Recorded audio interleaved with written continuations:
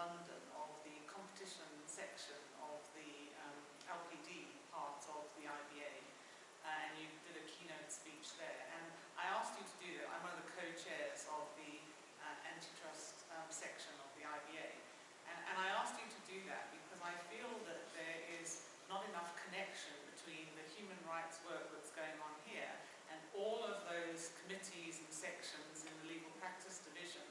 And I think that that's probably a missed opportunity. So one of the things we do now is every time we have a competition conference, so a week ago we had our flagship competition conference in Florence, and we say to everybody who's there, you should feel really good about the fact that you've paid to come here, because this is a not-for-profit organisation, and the delegate fees that you've paid are going towards the human rights and rule of law work of the IBA. Makes everybody feel good. So many delegates don't actually know that that is the case, and so I think spreading the word in that way would be good.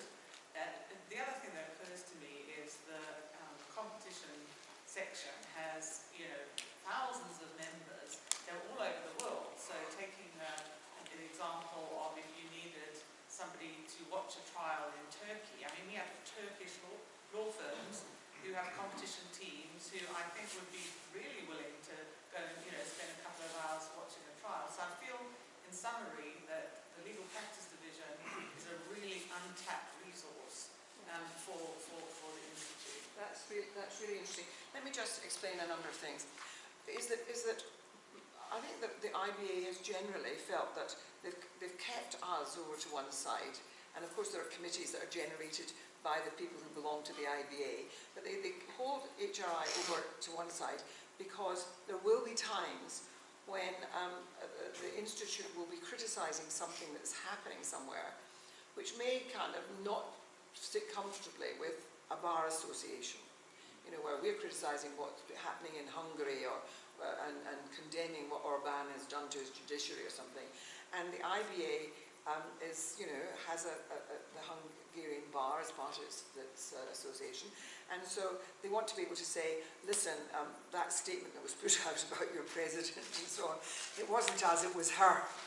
And so it is quite helpful to have a disclaimer about sometimes. So that little bit of distance, and so you also are in committees there, but usually any statements of that kind come from us. And so that protection of separateness has been something that has been, preserved and carefully preserved.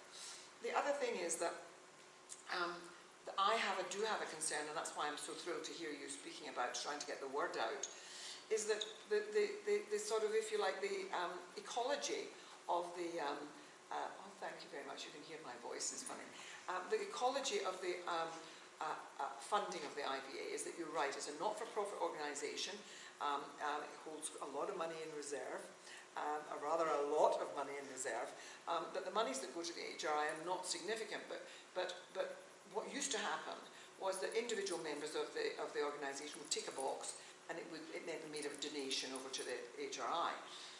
The organisation structure has shifted now where there are many more firms belonging to the IBA, and bars belonging to the IBA. Their bar contributions is not very great financially because bars, would be taking out of their own membership contributions.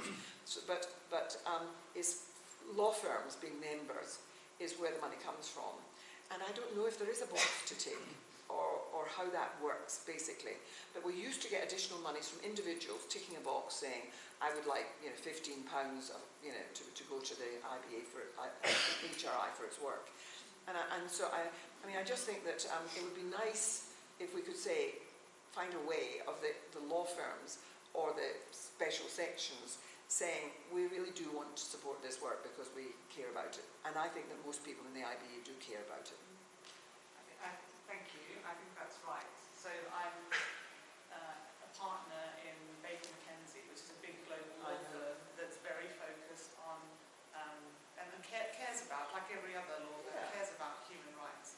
And so you're right. I think there's probably something to be done around the connection between the IBA and the group member firms and your institute. That would be really great. But you're right, and I loved coming to that thing because I think that people are interested to know what work is being done and what they're contributing to and here, because they come to the conference and they're all wanting to learn about mergers and acquisitions and the things that are their daily round and the advances that are being made in that area, or the complications and new challenges and all that. And so they don't so often come to the HRI's events. So just to have a special little bit where we can talk up the work that's being done and that they make possible. Yeah, I think that's right. Thank you so much.